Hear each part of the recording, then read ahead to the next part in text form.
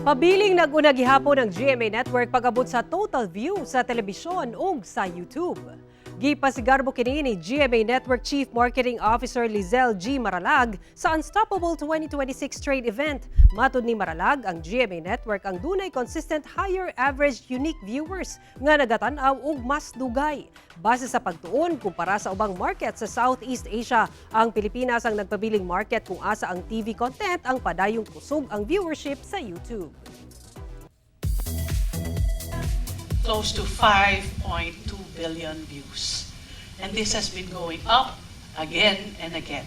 On an average per month, we're talking about 200 million views on GMA shows alone in YouTube.